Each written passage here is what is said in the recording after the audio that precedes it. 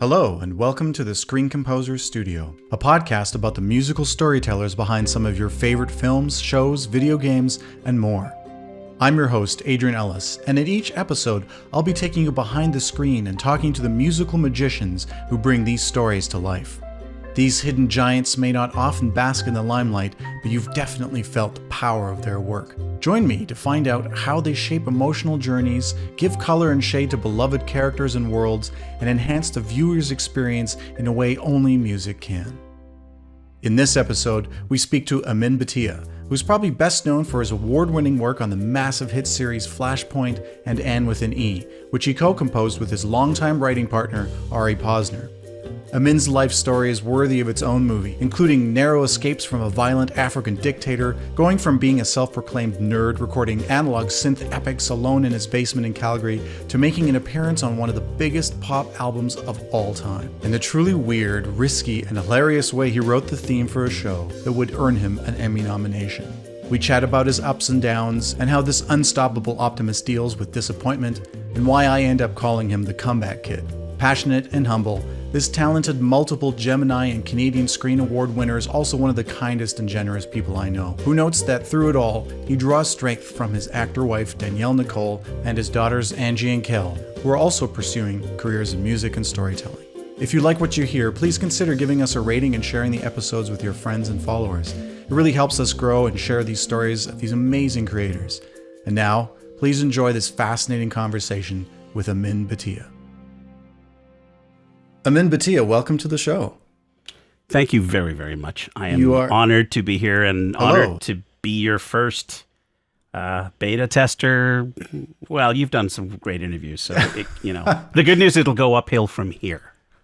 Oh, absolutely. I mean, I'm so glad to have you, and we've both been excited to have this conversation for a while. So I'm raring to get into it. And I don't know if it's the summer day and the rising temperatures, but it feels a little hot to me. That may just be because you're just right hot off a win of a Canadian Screen Award for Anne with an E. Big congratulations to you on that. Oh my God, what a segue. What a segue. Wow. Yes, it's very hot in here. Thank you, Mr. Ellis, for that great segue. You know what? Honestly, because Ari and I have been nominated many years over many projects and stuff, and even just being in the top 5, we have always been so thrilled that we're just in the running, that we're, we all go to the same award ceremonies. We all pat each other on the back. Tom Third was one of the nominees this year, and I just told him, I said, I hope we tie. I can't be more honest than that, and he was great about it and stuff like that. So, no, this time I think finally getting the pat on the back that just says this 1% more that, the award has to go to one person. So we're, one team, and we're very glad we got it. It's a nice pat on the back, and especially at the end of a very successful show, Anne with an E, which has such a huge following. I mean, fans are clamoring for the show to come back. They did billboards downtown. Fans bought digital billboards on Yonge and Dundas Square to try and extend the show. Ari and I get fan mail all the time. We love your music. Kidding. And by the way, can you tell us when it's coming back on? Oh, that's amazing. And it's done. I mean, the CBC Netflix deal, whatever those parameters are and all that money stuff, which I don't understand, it is done. It's not coming back. I have no surprises for you. Ari and I are very sad about it. We loved working on that show. So it's nice that at the end of it all, we'll get a nice little statue that definitely it will be one of the high points in our life for many years. That's amazing. It was a great show and a very It's a great show, wonderful show. Music. You guys did such a great job on it. And, there have other shows that have been coming back. Serenity got a second life. Community got a second life, and that was all fan supported. So you never know. We never know. Absolutely. 3 seasons in a movie, right? Oh, no. And again, the social media world is so active and buzzing right now that I don't even want to give any of my opinions as to what could happen in the future, because I have no knowledge at all. I have ideas of what would be nice, but I don't even want to discuss those for fear of such and such just said and then So it would be lovely to work on more of it somehow in the future. So where you are now, of course, you just coming off of this win with Ari. I'd like to wind back the clock a little bit and find out about the genesis of Amin. I just discovered, I mean, this is something we had a discussion before about your rare and unique talents, such as your perfect pitch, which you demonstrated quite amazingly just a few moments ago, figuring out our technical situation and a buzz that was coming, and you said, oh, that's an A flat. And I had to run down and check it on the piano. Not that I don't believe you, but it's just like one of those things like, is it really? Oh my God, it's really true. Oh, I love it. Oh, that's good. Thanks. Yeah, it's a fun circus trick. It has come in helpful, but it's weird. Yeah. So you were born in the UK in London. Tell me a bit about like where did you come from? What were your parents like? Where did you move around to, and what were your experiences growing up? The ancestry is a combination of Indian and English. My mom has family roots that are in England. My dad had family roots that go back to India and then to Africa, to Kampala, Uganda. Wow. That's where my dad was born. My mom was born in Mombasa, Kenya. Through various studies that each of them was in at the Aga Khan Foundation, all that kind of stuff, they found each other. It was, I think, my dad's principal that chose my dad for my mom. He was a taskmaster. He said, no, this guy here, this person I approve of, he can come by the house, nobody else. My dad taught my mom a love of life, a love of family. My mom taught my dad a love of orchestral classical music, which my dad had never heard.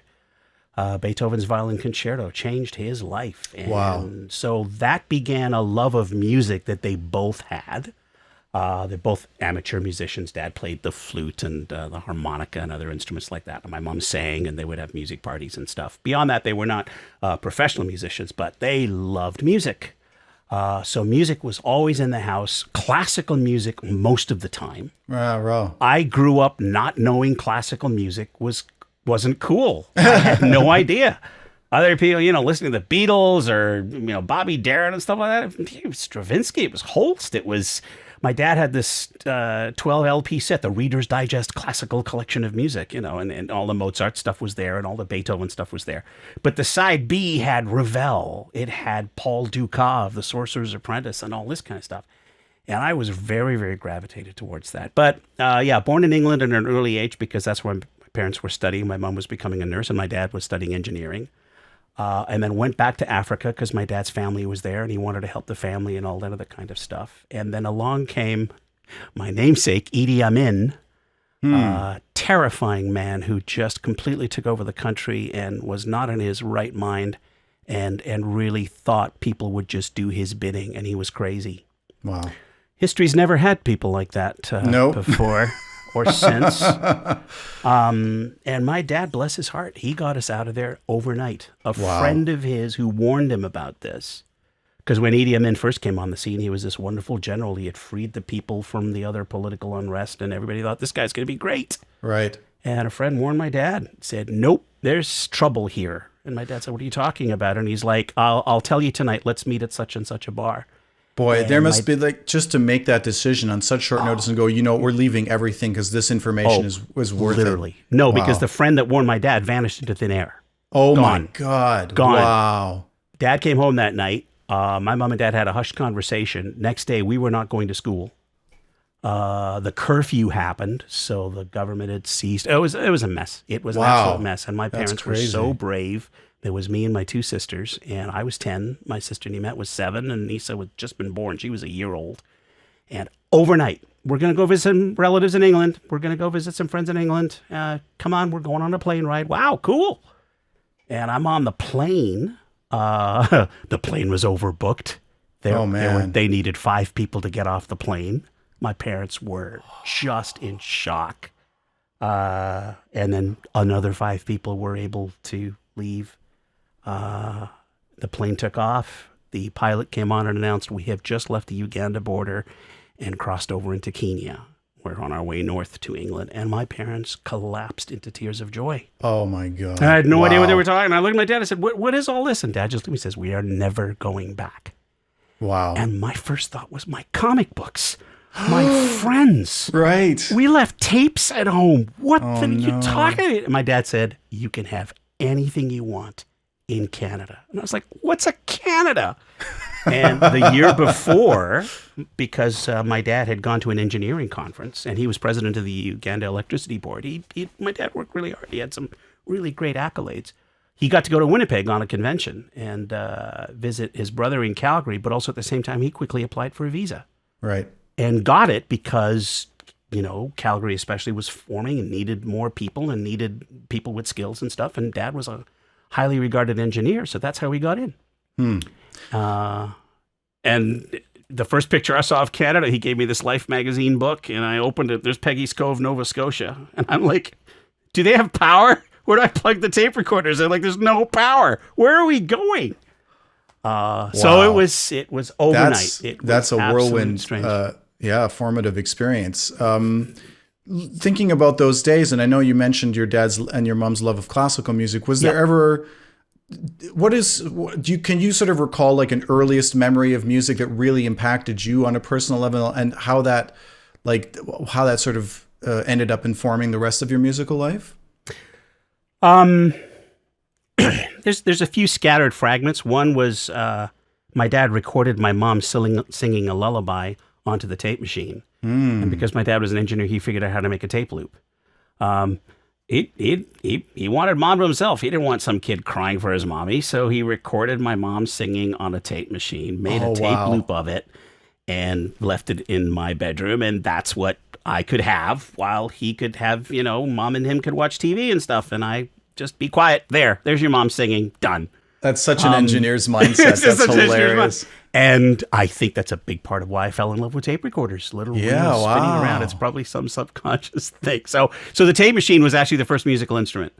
That's fascinating. And then one day my dad nearly accidentally recorded a family recording because he'd had the record button on accidentally, and I knew it and he didn't. And I reached over, I said, "Dad, no," kind of stuff. And stopped the tape recorder. And he was like, "How dare you operate the family recorder?" And I pointed to it. I said, "The record light was on." And Dad realized that we could have just erased a prized recording of something. And from that moment on, I had free reign of the tape machine. Wow. Right? You can run the family tape recorder. So it started from there. Movies, Fantasia, Walt Disney's Fantasia. All my favorite pieces of classical music done to picture. That was mind-blowing. And then the other one was, this is after we moved to Canada, Jerry Goldsmith scored a Planet of the Apes. We weren't allowed to watch it. So late at night after mom and dad had gone to bed, I snuck down because CBS was running it later because of the time zone change. So I could sneak down to the basement television and turn it on, and I watched Planet of the Apes. My parents didn't want me to watch it because they were terrified that I would have nightmares. And they were right.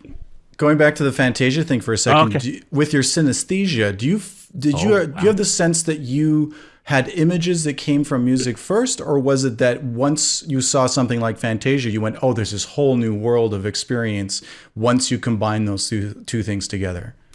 The synesthesia thing is only recently stuff that I've learned and figured out. It's only now there's more and more research coming out about it. It's only a few years ago that I even learned about what the phenomenon was. Right. The idea that you associate one sense with another. And in my particular sense, it's connecting chords or keys of music to colors. For some people, words have a taste. For others, months of the year actually have a color. It's like 7 or 8 different senses that are cross-wired. And on the TV show X Company, we were dealing with one character that had that.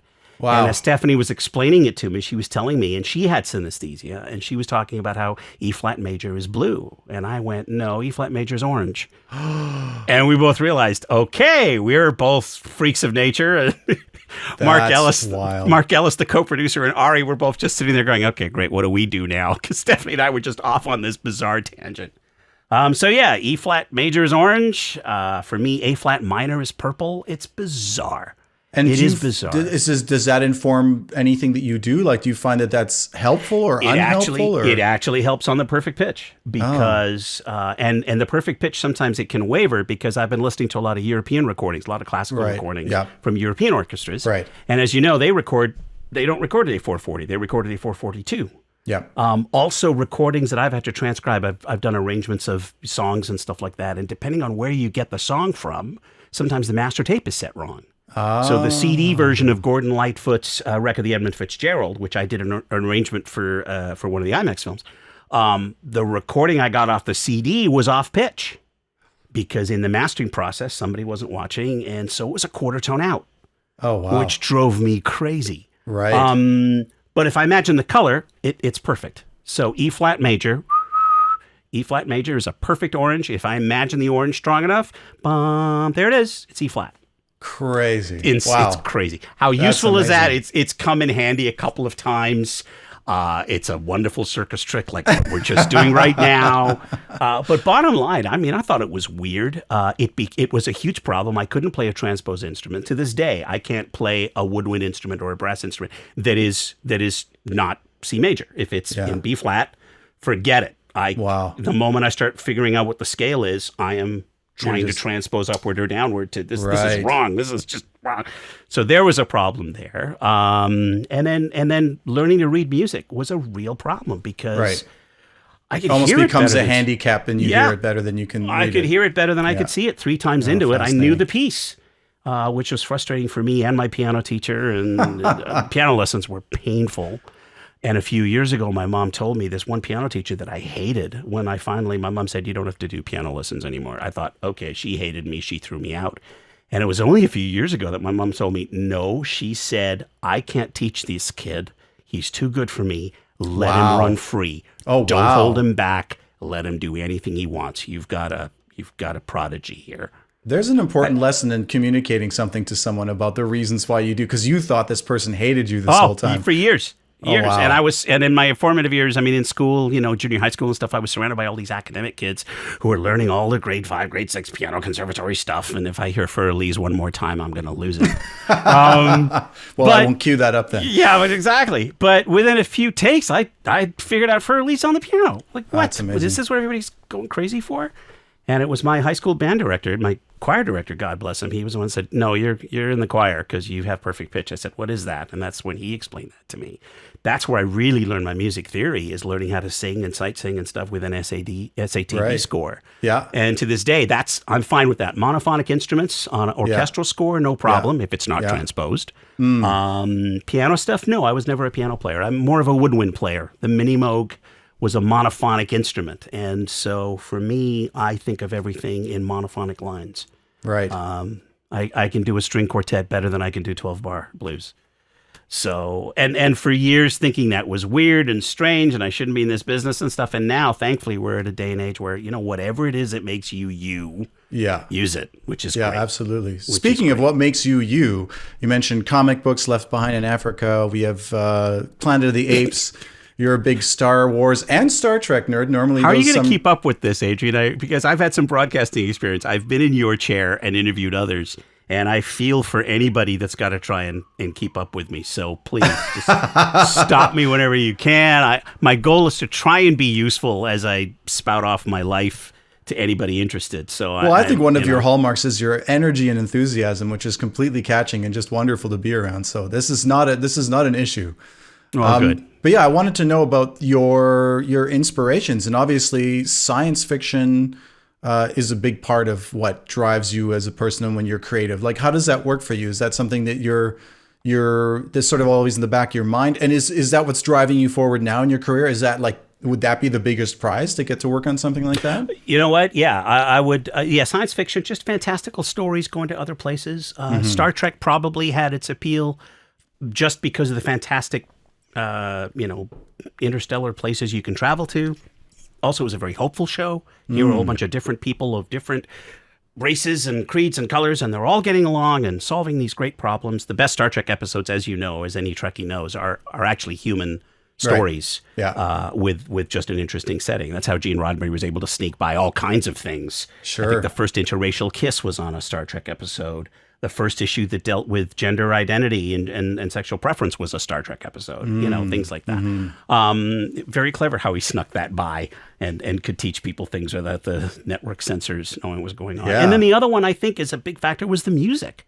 The original series of Star Trek. Fantastic. With scores by, Alexander Courage, who did the theme, Fred Steiner, Gerald Fried, Jerry Fielding. There's so many more who did just these beautiful, very simply crafted, and you and I are both lovers of Holt's The Planet, so it's in that vocabulary. And simultaneously, I think my dad brought home Holt's The Planets from the library, the little record library that we had.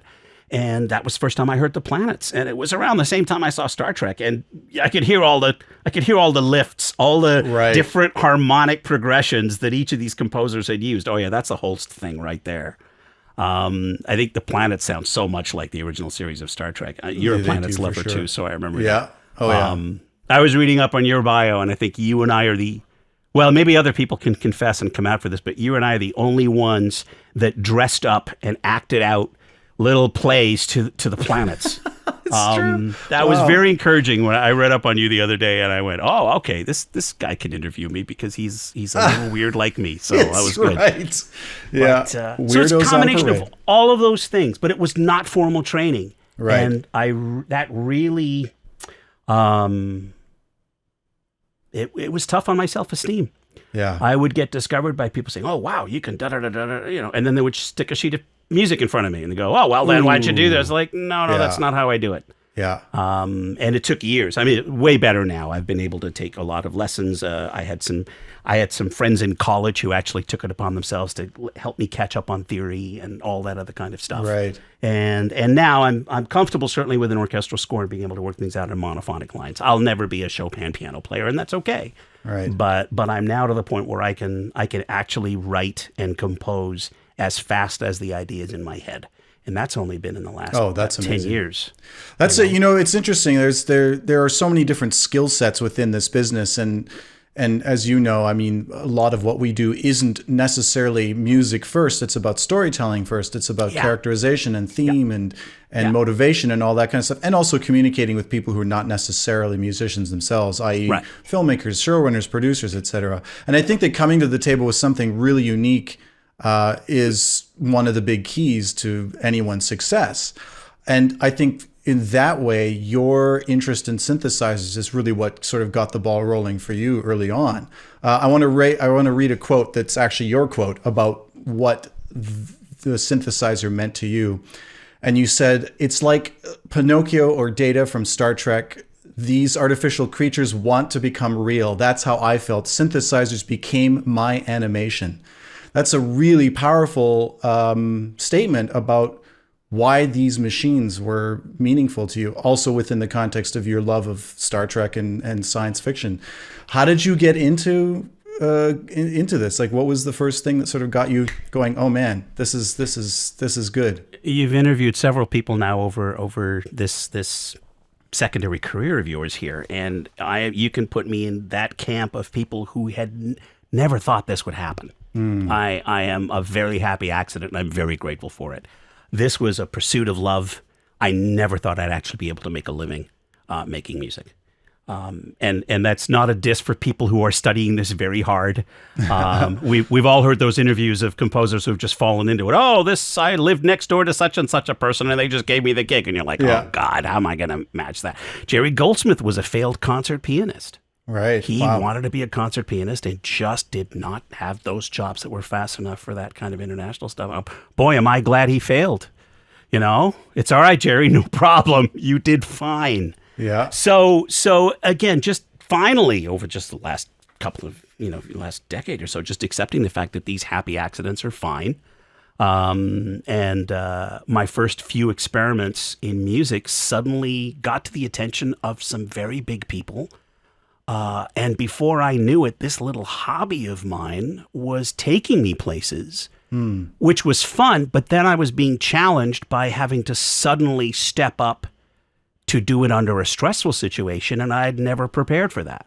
So some of it was unbelievable. And then other parts was just daunting. And then it took me a few years to come back and figure out, okay, what was that all about? And okay, now I think I have a better idea of what I need to do. Right. If I were to look back...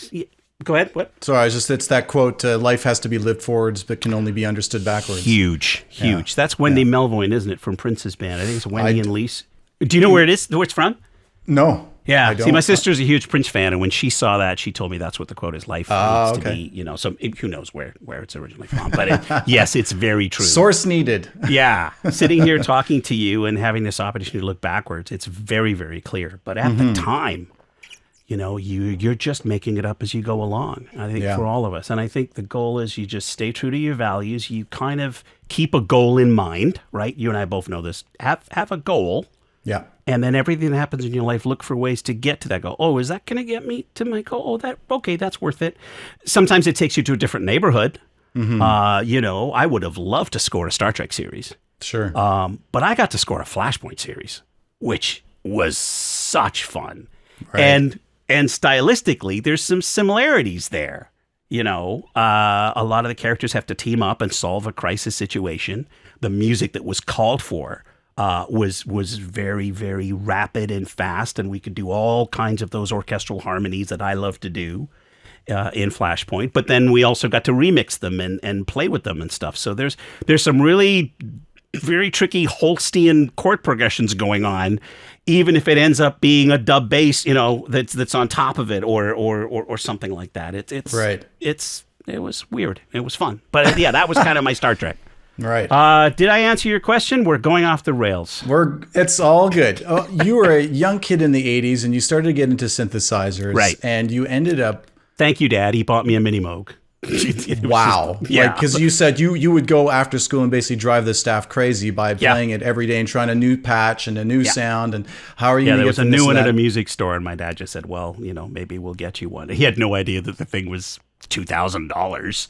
Oh man, he was surprised when he saw it. I guess. It's an organ. But he'd already made He'd already made the promise to you. Yeah, took him to the store, and there we were. And he looked at my mom. My mom looked at him, and they were like, "Oh God, all right." So they went into the credit card. God bless them. And I brought the thing home, and great. I'm going to be like Tamita. I'm going to be like Wendy Carlos and stuff. Well, of course, it took time to figure out how the thing worked. Yeah. And so I'm making these shrieking sounds downstairs in the basement. My parents are upstairs just clinging onto each other like, this is a bad investment. What have we done? And a month later, my dad brought his bridge friends over and he said, come look at what we bought, my son. And he took me down to the basement. By then, I'd figured out some basic melodies and I'd figured out some classical melodies and stuff. So I showed them to Dad's bridge group. Here, I can do this. And I figured out some tape echo stuff. And so I was playing some nice little flute melodies, melodies that my dad and his friends loved, and I was able to play them. And they said, oh, very nice. And my dad was just tears in his eyes. Oh, my God, that sounds like music. Oh, thank God. He was relieved, and he became my biggest fan from that. Oh, that's wonderful. Yeah. That's so important to have your parents support you. Oh, I'm very lucky that way. From there is this incredible through line to you ending up participating in one of the biggest albums of all time. What's the story behind that? I'll try and be clear about the through line. It was very bizarre. A friend of mine, Dave Kletke, told me about a Roland synthesizer competition. It was on the back of a keyboard magazine, and you enter 5 minutes of music. Yeah. I was in college at the time. Broadcasting was my original goal. I never thought I'd get into music, so I got into radio. I got into studying for radio and journalism and all that kind of stuff. So I was in college at SAIT, Southern Alberta Institute of Technology, a 2-year program. And I was in the middle of that. A friend of mine had started writing a radio play, a science fiction radio play. So I was using my synthesizers to do kind of a Jerry Goldsmith, John Williams kind of score. And I was doing it in little sections. The radio play never got off the ground. But as soon as my friend Dave showed me the back of a magazine, I was like, all right, why don't I take some of these themes and make a little 5-minute space symphony and send that off? Cool. And that was a few weeks of work and sent it off. Letter showed up in the mail a few weeks later. Thank you very much for entering the Roland synthesizer competition. There was 500 entries in the U.S., 413 entries from Australia, 400, and 3 from Canada. I was like, wow. Wow. Okay. And we thank you very much, and we wish you well with your music. And there was a piece of paper, and I looked in the amateur category, because I'd entered in the amateur category, and I'm looking at it and stuff like that, and my name's not there. Oh, all right. Nice. That was fun. And I nearly threw the piece of paper away. Turn it over, and at the very top, they had moved me to the professional category and given me grand prize. Whoa. I was like, what the... Dad! Oh, my God. He came running down. We drank sushi that night. We were just like, sushi. Sake. Sorry. Dad comes running down. Blended that delicious fish up in the blender. Exactly. No. So Dad came running down, and we drank sake that night. Oh, wow. It was just really, really wild. That's so cool. Then everything happened beyond my control. And, thinking back now, wow, how exciting that was. At the time, it was completely overwhelming. I was not ready for it. Right. Call came from a guy who had just worked with the Tubes. His name was David somebody. David Foster. Oh, my God. I didn't know who David Foster was, unless he was a conductor of a symphony. I didn't know any of these people. Right. So I'm talking to my friend Dennis. I got a call from a David guy, David Foster. Dennis like, you what? And bless David Foster's heart, he was like, I heard your synthesizer tape. This was through Ralph Dyke, who was a programmer at Roland. He had gotten the winning tape. God bless him. He became a mentor to me. He had gotten the tapes to David Foster. David Foster listened and said, okay, how is this kid doing this with a mini Moog? So David said, come hang with me in LA for a couple of weeks. I'll fly you down. You can stay with me and stuff. And I was like, sure. Overnight, I am on a plane to David Foster's in LA. He picks me up at the airport. Hi, nice to meet you. Hi. I got to help a friend with a little session. Do you mind hanging with me while I do that? Sure, no problem. Oh, wow. His friends Burt Bacharach and Carol Bayer Sager. Neil Diamond was just walking into the room. They were doing the Heartlight song. Wow. Which originally was going to be a single for E.T. I don't know if that's known or not, but that was the original idea. It was going to be the song for E.T. Yeah. David said, just sit in that chair. I'm just going to try some stuff with Bert. Just relax. I'm sitting in the chair, watching all of this shit. And then this big voice screams at me, get out of my chair. It's Neil Diamond. I'm sitting in Neil Diamond's chair. Hey, there's a car parked out here. Somebody, whose car is that? Oh, I think it's David Foster. Here, you, park David Foster's car. So then, like 14 hours of this phone call, I am now moving David's Mercedes. I was barely learned how to drive. Oh, my God. Moving it from one parking lot to another. David was very kind. Bless his heart. It really looked for opportunities for me to help out. But the reality is at that point, my sight reading wasn't there. There was no way I could work off of a session chart or anything like that. Right. And that's what he was looking for ultimately. That's what he was looking for. He was looking for session players. And that's definitely, back then in 1980, that is a valid way to get in, is to use you a session player and you assist other composers and all that kind of stuff. Right. Now, I had all my engineering chops done. And certainly you leave me with a synthesizer, I can pretty much come up with anything you want. But, you know, can you read from a chart? Can you sight read? Oh, where did you study? What Royal Academy did you graduate from? Well, I'm self-taught. And then all those doors just started closing in front of me. All these people that David was showing me off to, they were just like, what is the point? This kid is completely useless to us. Wow. Stayed with him for a few days. He had a 24-track in his house. Like, he was one of the first to ever have that happen. I helped him on an album project he was working on, some Jupiter 8 effects. I showed him some tape techniques, which I had done. Because working with a tape machine and with limited equipment, I had learned to do things that others never had to do because they had lots of synthesizers. Right. So tape flanging and how to bounce tracks properly, half-speed dubbing, all those things, which I'd learned since I was 9 years old, many of these studio cats in LA had never seen or heard of before. So that was part of my sound, is just using tape as an instrument. Did some stuff. David thanked me. I thanked him. We didn't really have a chance to, materialize anything else. And then some of the tracks had been sampled and used on Thriller. So the opening of The Girl Is Mine by Paul McCartney and Michael Jackson, there's an opening down run thing there, which is a Jupiter 8. That's iconic moment. So, yeah. He gave me credit in a magazine. He mentioned that it was in Keep. So that's there it is. That's the evidence. I did do that.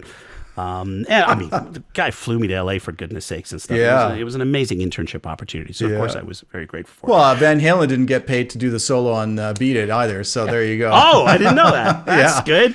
He did it as a favor to Quincy, but he didn't know at the time it was going to be the biggest album of all time. So there you go.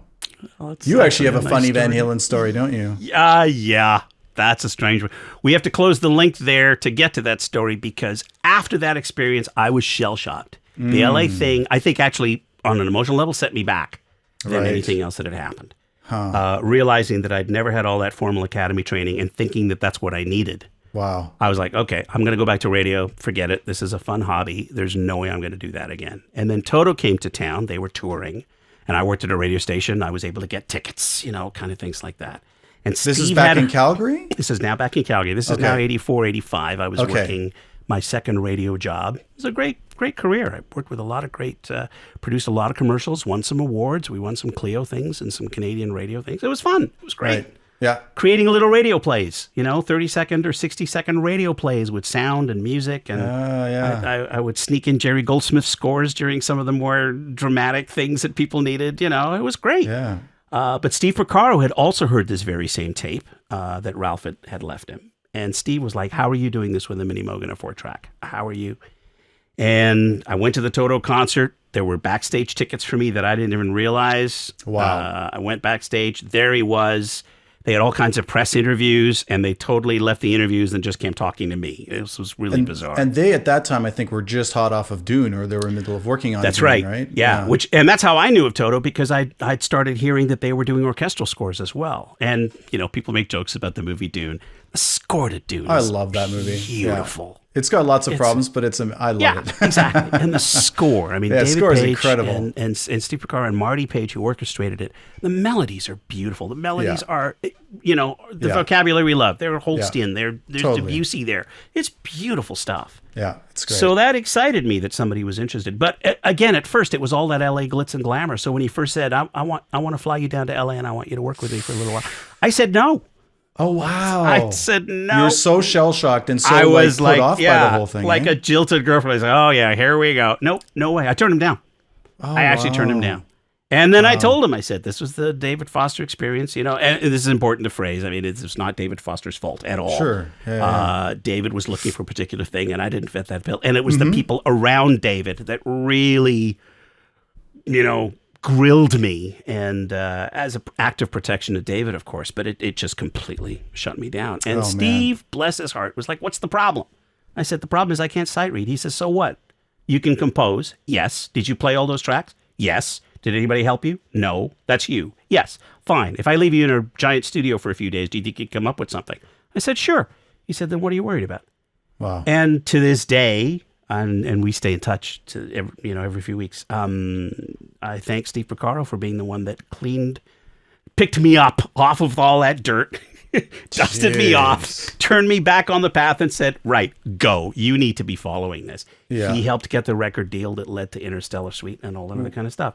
Right. I helped on the Toto album called Fahrenheit. I did all kinds of experiments and stuff like that. I created an intro to the title track. Cool. The whole band, God bless them, every one of them. Steve Porcaro, David Page, Steve Lukather. Joe Porcaro was Steve's father, the percussionist. He was who had done session players and stuff like that. And then the great bassist Mike Porcaro, whom developed health problems, and we lost him a while ago. Jeff Porcaro was there at the time, the great drummer, and they were all in the room, and they were like, "What do you think we should do here, Amin?" I'm just coming up with the Holst things that I know how to do, and I've got the top session players in the world staring at me going, how are you doing this with your tape machine? Oh, that's how you're flanging. You're using 2 tape machines at once. Wow, that's cool. And okay, whatever they need to know, I was happy to teach them. Steve thanks me for teaching him shit. I'm like, you're welcome, Steve Porcaro. No that's problem. Great. And of course, he taught me stuff, and I certainly didn't have access to large studios the way they did. So it was a wonderful learning opportunity. One of the pieces that we did, a little orchestral thing, ended up being on the keyboard sound page. Oh, wow. And that was a fluke because Keith Emerson was supposed to provide something, and he had a deadline problem. Oh. I'd gotten to know Dominic Milano at keyboard through Ralph Dyke at a convention in Roland that Roland had in Vancouver. And Dominic phoned me, said, that thing you did to Steve Porcaro. I said, yeah. How quickly can we get a copy of it? I think Steve has a copy of it. They did simultaneous interviews with me in Calgary and Stephen L. And then the thing got on the keyboard sound page, and that cinched the record deal, which became Interstellar Suite. That's amazing. The Eddie Van Halen story, we will get to it, I guess. One afternoon, he hung out with us while Steve and I were experimenting with some synth things, and I didn't know who he was. He had just gotten his hair cut, so he made that shift to the short-haired thing. I think he was still with Valerie Bertinelli, but I didn't recognize him. I didn't know. So you basically sat in the room with the guy for a bunch of time, and then he left, and you were like, "Who was that?" I think I actually at one point looked at him and said, hey, "Are you familiar with keyboards?" I think I actually said that by accident. And he said, "Yeah, somewhat." But he wanted to know what I was doing with the Mini Moog. This was the thing. How are you able to create all these orchestral sounds with the Mini Moog? That's so cool. And quite simply, as you know, we just make do with the limitations we've got. I had learned to make a lot of different orchestral sounds out of Mini Moog that anybody else would have resorted to a sampler or to an emulator or to a synclavier. They had all these fantastic toys. I just had a Mini Moog. And if I needed to create a 4-voice brass ensemble, that's going to be several tracks. Yep. And I think there's something to be said that if you can overdub monophonic lines one at a time, that's a big thing. Sure. Because it's performance. Yeah. In this day and age now, we have all these notation programs that have built-in sample libraries. You can actually, put notation on an iPad or on your computer and stuff like that, and then hit play, and the notation plays back. That's great as a starter for the composition, but it's not a performance. You have to play the parts in. And even me as a terrible player, you have to play the parts in. It never sounds as good as unless you have to play the parts in. Play them in slowly, do whatever you want, but play it. Yeah. And so those were the things that with the Mini Moog, and I was showing that to Eddie Van Halen. See, this is how I do my French horn sounds and stuff. Wow. And then the next day, the band was talking about how tough it was to get the album going because they kept getting all these interruptions. And Steve said, yeah, Eddie Van Halen was with us for most of the afternoon. It was nice to have him there, but I was trying to get some work done. And I looked at him, and I said, when was Eddie Van Halen in the studio? I was with you all day yesterday. And he looked at me and says, who the hell do you think you spent the afternoon with? Wow. Well, at least you must have appeared extremely cool and collected to Eddie Van Halen. Isn't that beautiful? That's I was so not funny. starstruck, right? You and I have had opportunities to meet really big people, and you have to keep it together. Keep it chill, yeah. Yeah, not be starstruck about it and stuff like that. So, this podcast is brought to you by the Screen Composers Guild of Canada, celebrating its 40th year in 2020.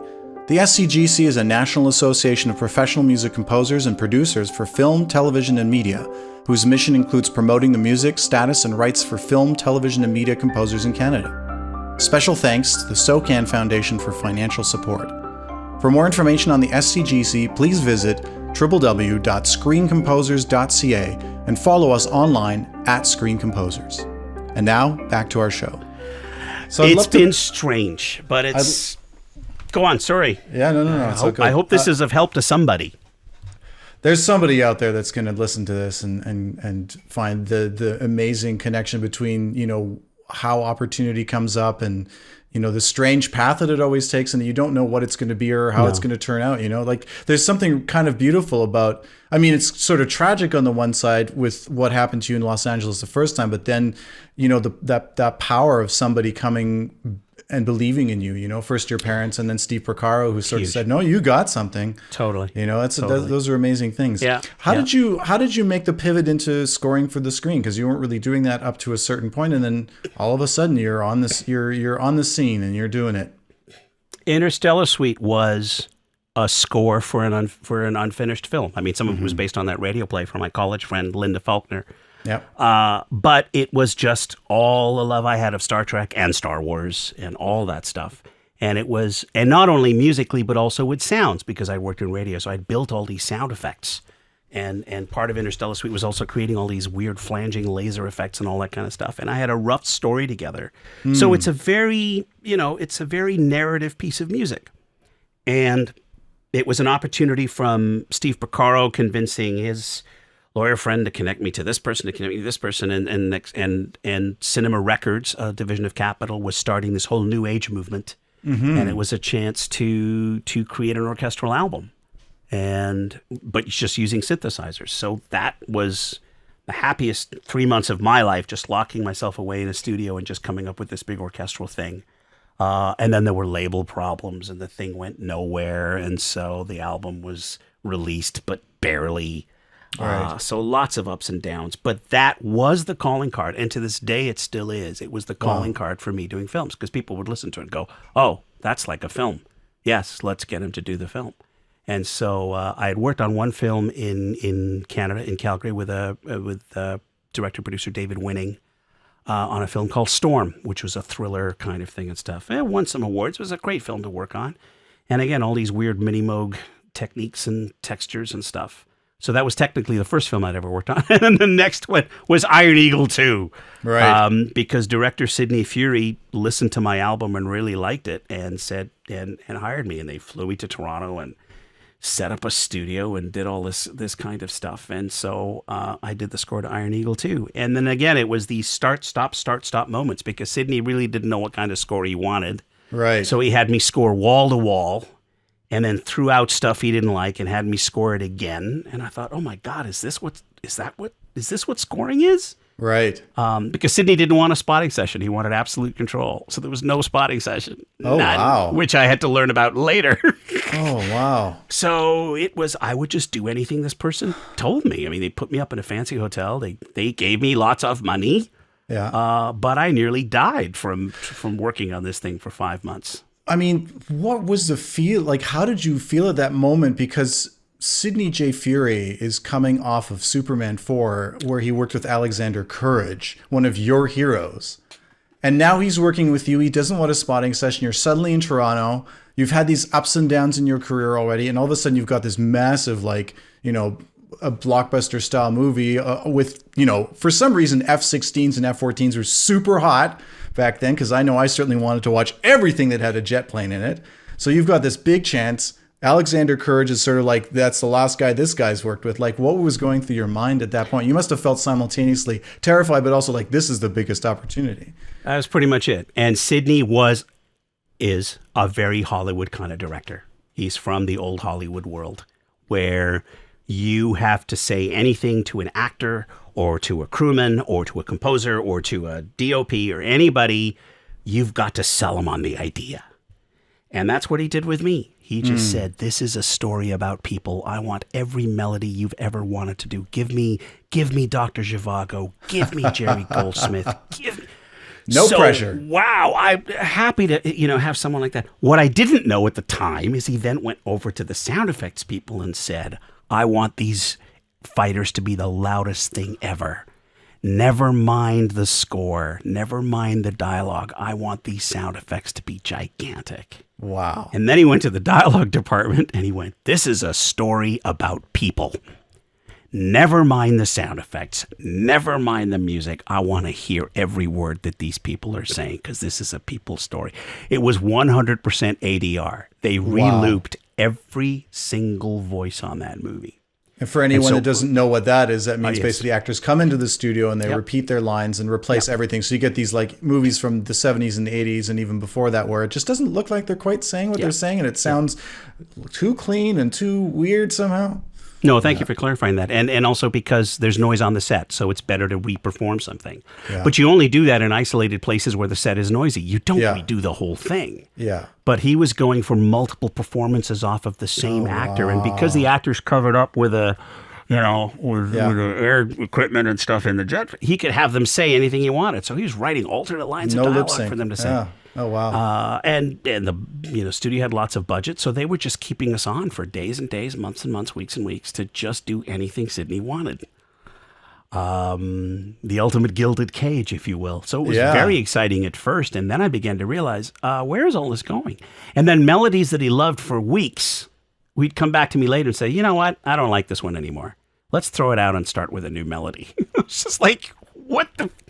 It must have been a very hard education. It was a very, very hard education. And the two people that helped me through that, James Porteous, who was my college friend who had actually started sending tapes of my music to people in Toronto, which is how I got to know Toronto producers. And James Porteous introduced me to David Green, who ran a studio across the street. And David loved my electronic stuff. He had heard Interstellar Suite. And in the back of his mind, he was thinking of projects that maybe we could do together. And it was David that saved my life. He was like, okay, here's what you got to do. Do this, do this. Producer won't give you a spotting session. Do your own spotting session. Sit down and decide where this goes. Come up with a melody first, and then decide where to use it. And as you and I know, and as most creatives know, generally you don't do something in order. Sure. You look for those places in the film where you have to have the most important thing happening, the most important piece of music, the most important speech, the most important scene to shoot first, those kinds of things. And then you work backwards from there. No one had taught me that. No one had even told me that until David Green comes along and says, okay, you poor kid, here, let me help you with some of this. Wow. And that's how I got through it. Mm-hmm. And then that just slowly led to other opportunities, many of them with David. Yeah. The first time I actually had an orchestra perform my music was a Sidney Sheldon movie, Stranger in the Mirror. Really schmaltzy kind of, dark Hollywood kind of story. But that was the first time real string players performed music that I'd come up with on a sequencer. David introduced me to Tom Sesniak, who helped me transcribe and orchestrate it. And for the first time, a 35-piece string ensemble is performing music that I had heard in my head. That had never happened until that moment. That's an absolutely magical moment for anyone who's and it was there. The same week my second daughter was born. Oh, wow. So you were just like... Yeah. So positive things like that. Thank you, Steve Porcaro. Thank you, David Green. Thank you, James Porteous. Thank you, people I'm going to have to quickly try and remember. Started to convince me that if you can come up with music, who cares how you come up with it? Just go for it. Trust your instincts. Learn the process. There is an order to this. Mm-hmm. You and I both know this one. Don't give the client what they say they want. Give the client what you know they will need. Yes. And this is very tricky, and it's a big part of our job as composers. You not only have to come up with the music, but you also have to have a dialogue with the director and the producer and understand what it is that they're looking for and solve their problems. We're problem solvers. Yes. Once you get over the thing of, oh, I could be the next John Williams, or look at me, I'm just like, I'm sitting in the same chair Jerry Goldsmith did. Once you get over all of that stuff, you are a problem solver. You are there to accompany a film. Yes. And the first few films I worked on, which were gigantic, was a very painful learning lesson in how that should happen. Mm-hmm. And then since then, you're solving problems, and you find ways to solve problems like you never thought you could, but you just listen to what is missing, what they need, and then that's how things started to come on track, and things grew from there. Certainly with many projects that David and I did together, the John Woo Once a Thief series. That was a series we nearly lost because the original themes, it just wasn't working for them. We couldn't find the dialogue to say what it is they were looking for in the particular show. And then I just had a tape of some drumming African experiments that I was doing, some drum loop African drumming things. And they said, the music's not desperate enough. And I went, desperate? Like this? And I took the DAT tape out and hit play. And it was like 10 seconds of this African drum loop that I had put together using various FM synths and stuff. And they went, yes, that's what we want. They left the room. I got the series. And I worked with Bill Lauren and Glenn Davis for like another 2 series for like 6 to 8 years. Solving problems, man, you never know. You've just got to be open to the strangest things and be ready to help someone solve a problem. Yeah. There's an aspect to being almost like a psychologist, not only in terms of how you work with other people, but also in terms of understanding why people do things. I mean, I think being empathetic, understanding human emotional landscapes, and then ultimately being able to translate into music. That's one of the key things. Like, how do you think about that when you start a project? Like, let's say, for instance, let's say a show like Flashpoint. What's your in on something like that? How do you think about that show in terms of its characters, its themes, its motivations, the arcs across seasons? Like, this is sort of an open-ended question. You can sort of pick what you'd like to talk about. But in terms of your process as a musical storyteller, what's your in for something like that? What do you focus on? What do you think the most important work is? First of all, just understanding, and it still takes even anybody who's a fan of film music, it's important to remember that the film gives you so much, right? As a songwriter, as a concert composer, you're like, okay, what am I going to say today? The beauty of it is in music for film and television, the visuals give you that so much. So the storyboard informed me a lot of what to do. The initial rushes informed me a lot of what to do. And it's interesting that you chose Flashpoint because we have to quickly clarify something that both for Flashpoint and Anne with an E, we've kind of skipped how I got to work with other composers, including Ari Posner. But Ari and I were the ones that were up for Flashpoint. I was in the middle of another project. Steve Porcaro was helping me with an album project. I was the second album, Virtuality, and I was doing an interesting take on Ravel's Bolero. I was using different synthesizers over the decades for different stanzas of Ravel's Bolero. And bless his heart, Steve had given me like a week in Los Angeles to help me with some of the tracks, and I wanted Steve on the album.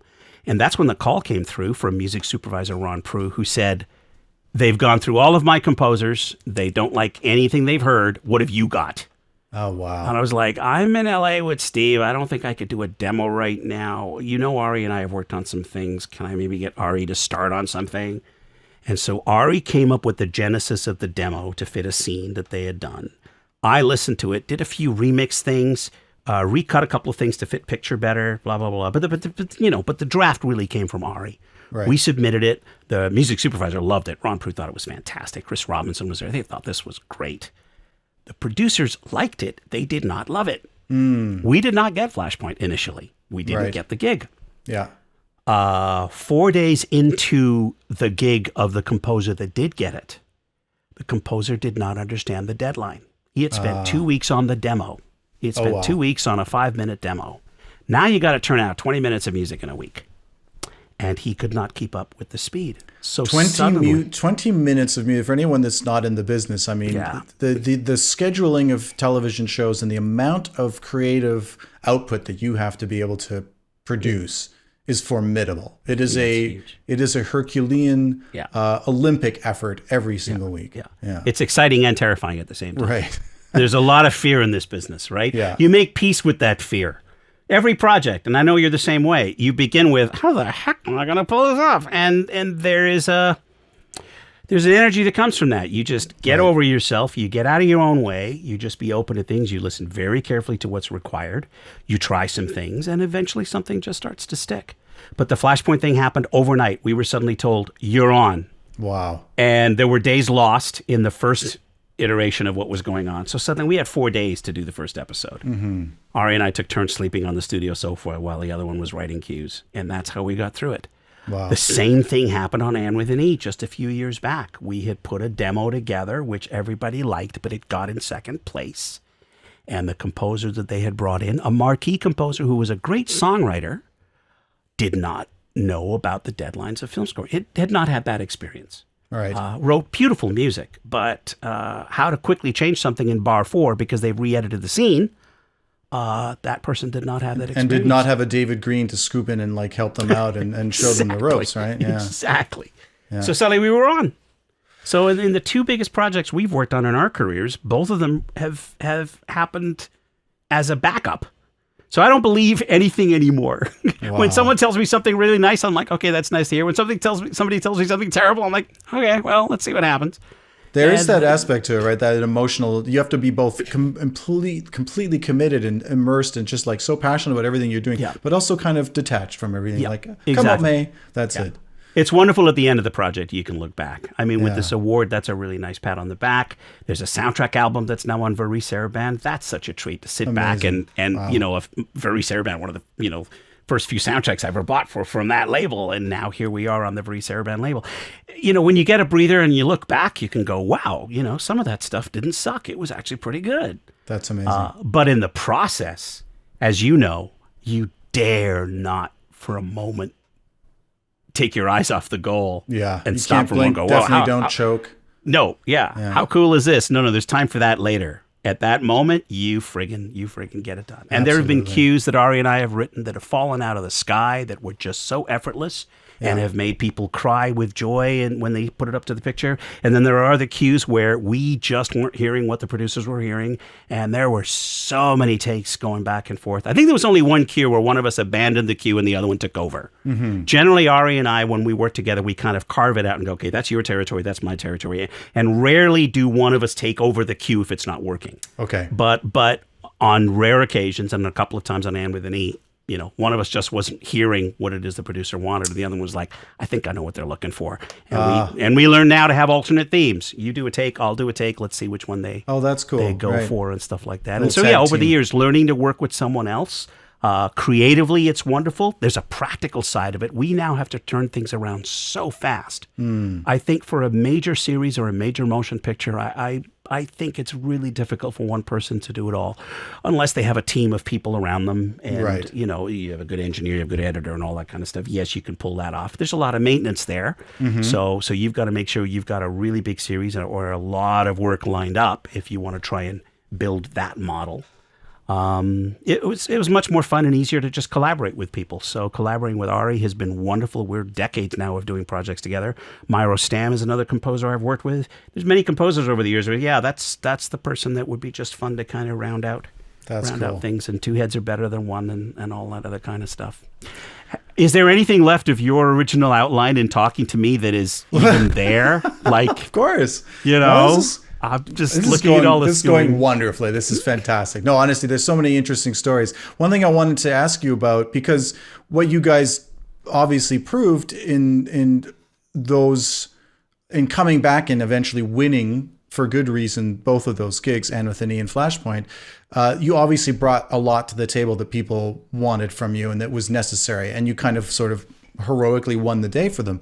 Can you think of a specific time or some sort of challenge that you faced on the show, or maybe a problem that a producer, the showrunner, or filmmaker came to you with, where where you were really able to turn things around for them and really help them out with something in terms of the story or a character or something that just wasn't working or some challenge that you were attempting to solve? You're asking for a positive story or a negative story? Oh, I want to hear how you were a hero. That's my interest. That's very sweet. Actually, I think just the stories I've told you about the DAT tape that I suddenly quickly played for the producers, right. The Flashpoint experience and the Anne with an E experience, those were kinds of the heroic things. And I think and it's interesting you phrase that question that way, because I look back, I don't know if there was ever a time where I would just walk in on the pitch, hit play, and be like, yeah, done. It was always one way or the other. I would bring something in and it didn't work, and I had the opportunity to go back and work on it again. Yeah. Or I presented something, no response, nobody liked it, and then suddenly the other person was not able to come through, and we were on. Yeah. Just very rare situations where I've just submitted something like, yes, that's it, you're on. I can tell you a story where I thought I had it, and then I was fired.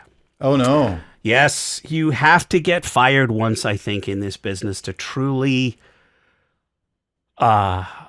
form all the hard skin that is needed to survive this business. Sadly, Sure. I think you've got to have one of them. There is a book available. I'm reading it right now. I took a moment of writing it down so that I could tell you what it is. It's not called Torn Curtain, because that's the movie. It's Torn Music. Okay. Torn Music. It's by an author named Gergely Hubai, and I'm in the middle of it, and it is the most frightening horror novel I've ever read. Because as a composer, it is like 80 stories of composers over the decades, all the way back to Max Steiner days, of scores that got thrown out. And they're all stories like what you and I have talked about, where even if the music was great, if it did not fit what the filmmaker wanted, or if you were not able to sell the idea to the filmmaker, right? Just putting them in that frame of mind to say, look, this music is weird, but here's where I think it could work for you, and have that moment where they're open to the idea and go, all right, let me hear what you got to do. Many cases of that not happening. And for me, and it was a sci-fi show because I love sci-fi, so it was a real damage. It was Outer Limits. Around 1995, yeah. Sure. Great series. Yeah. A wonderful opportunity. There was a series of projects that led me to this, and my agent in LA had gotten me this, and da-da-da-da, and I'd come up with a theme. They didn't like the theme, but they liked the underscore enough to give me an episode. And the instructions I got from the producer was, we want this orchestral. Great. Wonderful. Wow. See you in a week. And I worked on a couple of cues that I felt really good about, and I'd come up with this delicate melody for this one girl who had magical powers, but she was lost and wasn't understood by her family, and came up with stuff that I was very proud of. Jerry Goldsmith certainly would have been proud of me. And I got no response from them. And they came back and they said, we don't understand why you went this way. And I said, well, it's orchestral. Let me show it to you with the picture. Let me finish the rest of it. Mm-hmm. And I really felt if I showed them the whole tapestry of what this was all about, they would get it. Yeah. So they gave me another few days, and I finished the whole episode. David Green mixed it for me and edited it for me, and I finished all the remaining cues, put it all together, sent it off, proudly waited for the phone call, and my agent called and said, you're off the show. Oh. We find out later that the producer that told me they wanted an orchestral sound was not the person in charge of the actual direction of the film. Oh, no. A chance to state what you and I have both said in lectures and stuff. Make sure that the person who is auditioning your music is the person who is in charge of the music. Yeah. The guy who had given me that instruction liked the score. He thought it was great, but he wasn't the decision maker. The decision maker, his super, was the one who was listening to the score, and his instruction had been, I want sounds that have never been heard before. And you could have given them that. I could have absolutely given them to them. Oh, no. Had I known that's what they were looking for. Like listening to so many of these stories, the through line, if I had to like put a title for this podcast so far, I would say it's the comeback kid, because you've had so many of these downs and you've come back from them. Do you have a way of thinking about disappointment or thinking about things that didn't go your way or were struggles that help you pick yourself back up and get back on the horse? Sure. I think many of us, and I'm sure people listening to this podcast are in some form of art or music or something like that. Yeah, you just have to learn that if something doesn't work, it's not you. It is you didn't have what they needed. It doesn't mean you're a bad person. Right. It just means they were looking for something to fit a puzzle, and what you had did not fit that puzzle. And it took years and some very kind people like Steve Porcaro and David Green, to tell me, you can't take this personally. It's a job. Yeah. Get over yourself, and it's fine. Conversely, I've had some wonderful successes in my life, some amazing things. I've had, people call me out of the blue and say some wonderful things. And I take it with a grain of salt and go, wonderful. Right. But I still have to go back in the kitchen and reload the dishwasher like a good husband should, and don't get too full of yourself. Yeah, exactly. And I think it's that combination of just trying to stay present, quietly enjoying those moments when things are obviously going your way. And then when things aren't going your way, in music, in relationships, in business, in a software upgrade in your damn computer, you just have to not take it too seriously. Remember all the good things. Remember that this is a learning process. Try and learn from any mistake you make. Try and not to repeat the mistake. Try and learn from the mistake so that you don't go through it again. And certainly over the years, I'm very glad to say that as I look back, I'm making less and less mistakes.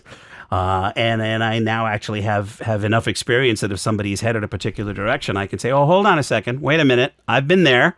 Let's prepare for this and let's not do this. Right. So do you consider yourself an optimist overall? Yeah. I think one has to be. A realistic optimist, how about that? Okay, sure, yeah. Definitely it is worth going for things, but just be ready. My dad was the ultimate optimist, bless his heart. Nothing could stop him, and no goal should ever not be pursued, bless his heart. What my dad didn't know is that there were business people who were really out to get him, and my dad never saw that coming. So my dad went through a lot of financial troubles. That's tough, yeah. Which I had to help him out on, and I was happy to do so. But what I've learned is, yes, seize the day, go out there, get them, but watch your back. Right. There are people who have business interests first, and they're not really looking out for you. And you just, over the decades, you just recognize that. We all do. I mean, as composers, my goodness, we all run our own businesses. The business part is equal to the art part of this. I get to do lectures now, and people ask, what is the formula and stuff? And the one I've been able to come up with is, it's 33, 33, and 34. And 33% is your talents, whatever they are. 33% is working in a team. So how to communicate, how to and then the other 34%, sadly, it's just luck. Yeah. It's where you are. I didn't get to do Star Trek, but I got to do Flashpoint. Wow. Right. Yeah. And it's things like that and then you just make peace with the fact you just don't know what's going to happen next. Have a backup plan. Be ready for anything, be open to things, but keep your eye on the goal. I've had some very exciting projects, and I've had to stop and go, okay, wait a minute, this isn't really taking me towards where I want to go. So how do maybe I bring on a co-writer to help me with it. Maybe I actually don't take this project on. It's wonderful for my ego that this person is begging me to do the score for this film. But no, the film's not saying anything to me, and it's taking me down a path that's really not me, Now, there has to be money in the bank for that to happen. You don't always get that choice. Yeah. We've also had situations where we're thrown into something that we just did not know we could do. And with an E, Ari handled a lot of the Celtic stuff, but I had to suddenly do Celtic stuff. I was thrown into having to do Beethoven and Schumann, which is really not my vocabulary. My vocabulary is Holst and Prokofiev and Debussy. Yeah. Beethoven, what? Just major and minor and diminished? That's it? No augmented chords? Very few augmented chords in Beethoven. What? Really? But I've learned how to like Beethoven and Schumann, and we're getting some very nice compliments from fans that love a couple of piano pieces, which are actually more in the line of something that Ari would do. But I'm frankly tickled pink that I'm playing piano well enough now that I can do these little ballad-like things that sound like Beethoven, and no, those were me. So that's kind of fun. But again, thrown in situations you never would yourself have been put into, and suddenly coming up with stuff. We can talk about, I guess this segues into the Get Ed Disney show that Ari and I got a chance to work on. Oh, that's a great story, yes. So like the funny story about how you ended up getting one of the highest honors for composition. Ari had been doing a lot of work at Pirate Radio. He hangs his hat there, and they got an opportunity to get all kinds of shows, and this was one of them. And this is another great thing about Ari and why I'm very grateful. I mean, Ari is younger than me. He was recommended to me from another composer, Stacey Hirsch. And it was a great opportunity to bring Ari along, who had great talent and skills, but he also had skills that were complementary to mine. He's a great jazz player. I'm not a jazz guy. Ari is a jazz guy. He's unbelievably great. And suddenly, as these projects started to become more bigger, and it was like, Amin, I want you to write all this orchestral shit, but we also need a jazz cue. You can do that, can't you? And of course, your response is, oh, yes, of course I can. Ari, help. And within a short amount of time, it was like, okay, the two of us really had a good vocabulary going. And then as we had rented a facility at one point, I had created a facility, and he was one of the composers in it.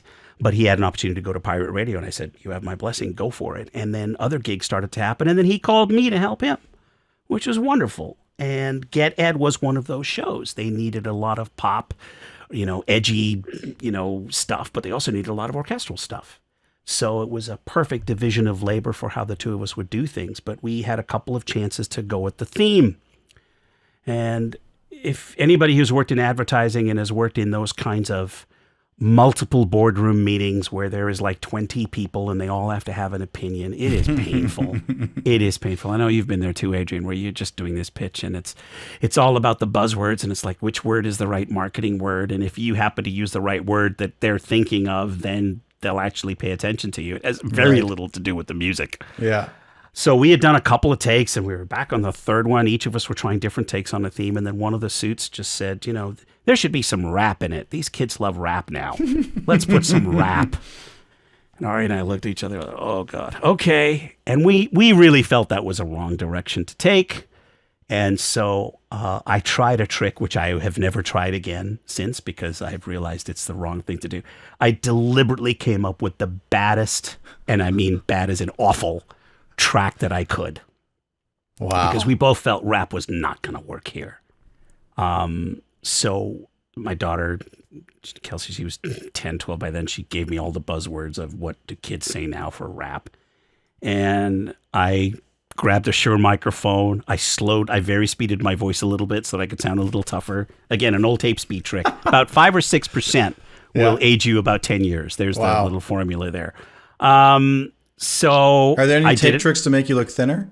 No, but when you find one, would you please tell me? Because I need to get out more. I need to get more during exercise. The quarantine. I think we all need some tape tricks to make ourselves look thinner, right? No kidding. No kidding. Mind you, funny though. I mean, in our business, we've been quarantined. So much of what we do is quarantine. We're always quarantined. Right, it really is. The desk I have here is actually a standing desk. That's been the best thing ever. Oh, cool. I actually have the thing built and set up. My main DAW system and all that stuff is on a standing desk. So half of my day I spend standing up, and that has helped a lot. That's helped a lot. Yeah. Back to this silly thing. We created this awful sounding rap track, and we thought, good, this will put it to rest.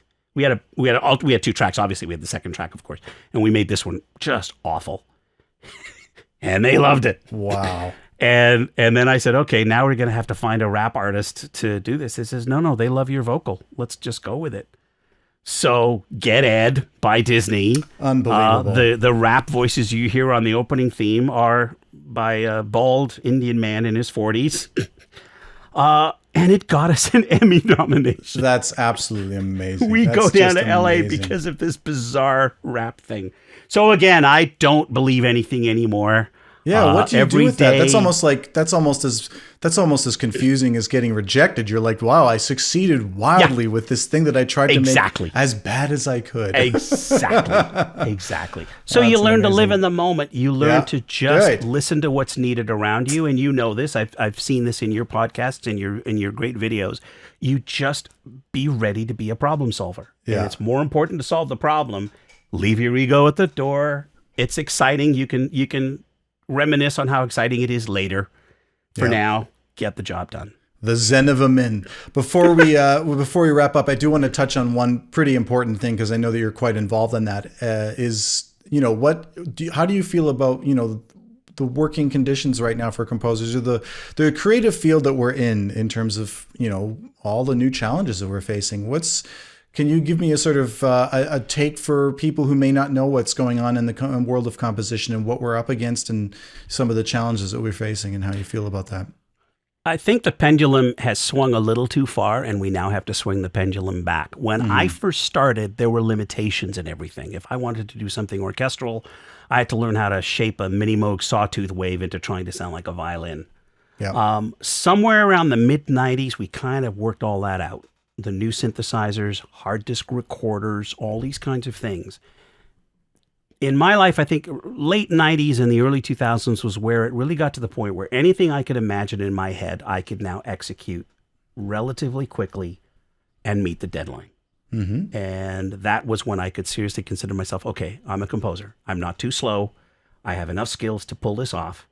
And at that time, the good news and bad news is now there are many more film composers, which is wonderful. Mm-hmm. It's also sad because it's a pure supply and demand situation. Right.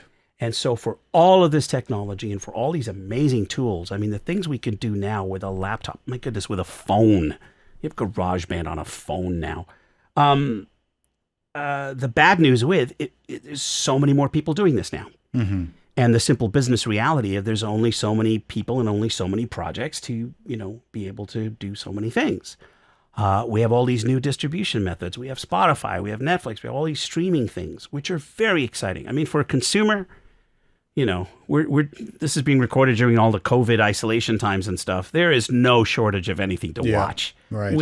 There's anything, any subject, any story, anything we want to see, it's all there in really high quality. Somebody somewhere set the bar for how much money everybody was supposed to make. And that bar has been set incorrectly. And depending on whether you're a composer, whether you're a publisher, whether you get to keep your publishing, whether you're an actor, whether you have marquee value, whether you don't, there's all these, so many different pegs of where you are on the money flow of things. And that has become very murky, and we are going to have to fix that. And there is confusion on the part of consumers. There is confusion on the part of producers, publishers, creators, networks. And somehow there is some re-education needed to show that, no, there needs to be a basic living here. And specifically to the issue of royalties. Right. For me, having worked in network television and cable television, royalties made it possible for me to actually do this for a living. In streaming, the numbers are not sustainable. Right. We have to work on that. We are working on that. You and I are both on the Screen Guild of the Screen Composers Guild of Canada, and among all the educational things that they do, and all the and all the great mentorship things they do, advocacy is now the big thing. Yep. There are many changes happening in the world this year that are about making this more fair. And I'm interested in fair. There's stories of writers who have been jilted by producers or publishers. I'm not interested in revenge to those producers and publishers. Sure. Let's make this a fair thing so that everybody makes money. We're all risking. So if all of us are putting in our sweat, whether you're putting in money into production, whether you're writing the production, whether you're producing it, let's all make money off of it and share the wealth. Yeah.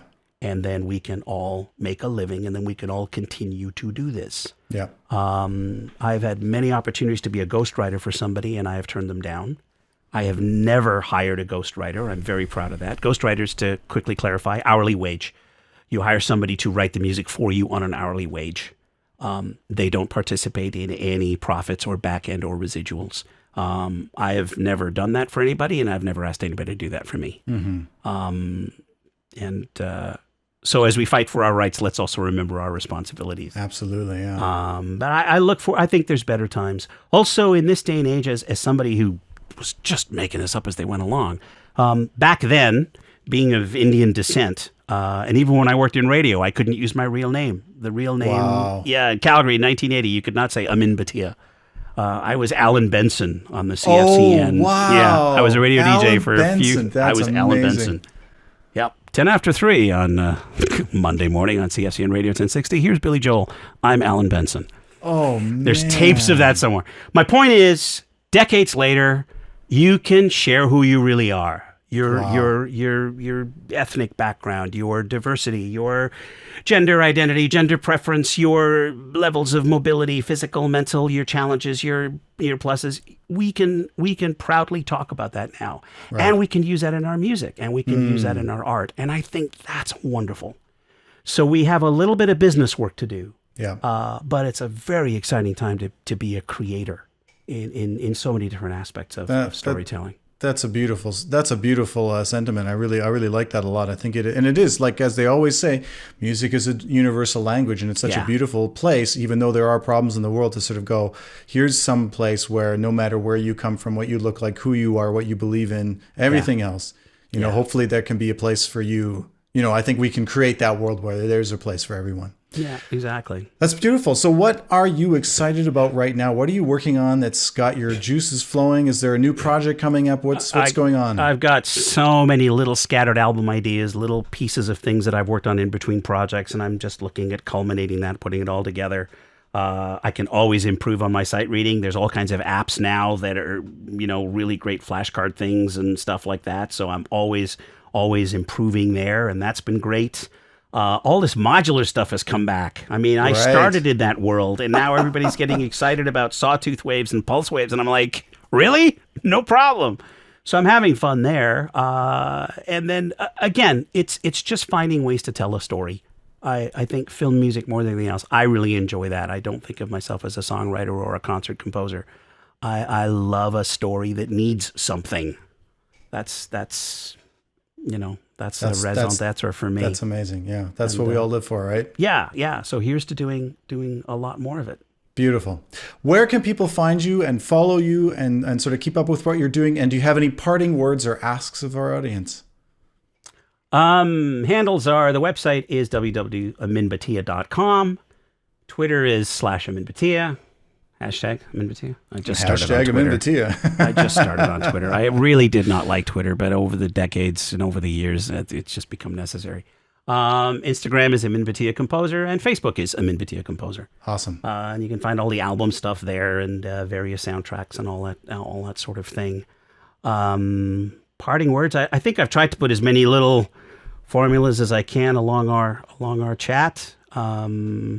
I hope I've answered some questions. I do get it's very nice. I get a lot of fan mail now from people that send me emails of like, how do I do what you're doing? How do I become what you're doing?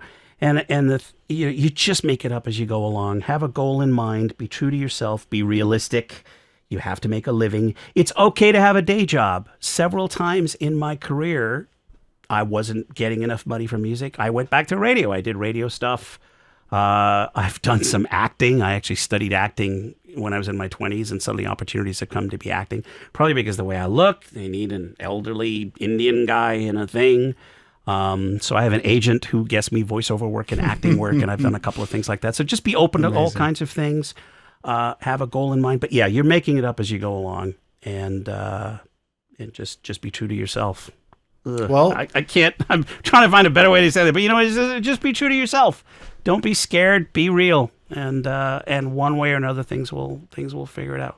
Well, I can't thank you enough, Alan Benson, the comeback kid. I wondered if I should have told you that. You have to keep this in the podcast. You and your combination of musical skills and narrative understanding and communication, you are a force to be reckoned with, and I'm very, very happy to see your increasing successes in the world. And I want to interview you as part of this podcast. If John Burlingame isn't available, I will step aside for John Burlingame. But you had told me about this podcast idea that you'd started, and you put such a wonderful outline and plans for it. I'm looking forward to all the other composers that you're going to be interviewing and hearing stories about their successes. But you need to be on that list as well. You're doing some amazing things, and let's flip this and learn about things, because we have some similarities, but we also have some interesting war stories, and I want to hear those, and I think others do as well. So you have to be part of this podcast. I insist on it. All right, I'll do it. Well, thank you. You're very kind, Amin. Thank you so much. Right. And it's been an absolute, just a blast talking to you and hearing all your stories. I hope it's been of help. It's been fun rambling. I hope somebody can make some sense of this. I'm sure they will. Amin, I love you, and we'll talk soon. Love you too, bud. All right, take care. Cheers. Thanks for listening. If you enjoyed this conversation, please consider showing your support by giving the show a 5-star rating and sharing the episodes with your friends and followers. The Screen Composer Studio is produced by myself, Adrian Ellis. Graphics and post-production assistance by Nick Grimshaw. Special thanks to our managing director, Tanya Dedrick, as well as Charlie Finley, Elizabeth Hannon, and Guggan Singh for their support. For more information on the SCGC, please visit www.screencomposers.ca and follow us online at Screen Composers, or reach out at tscs@screencomposers.ca.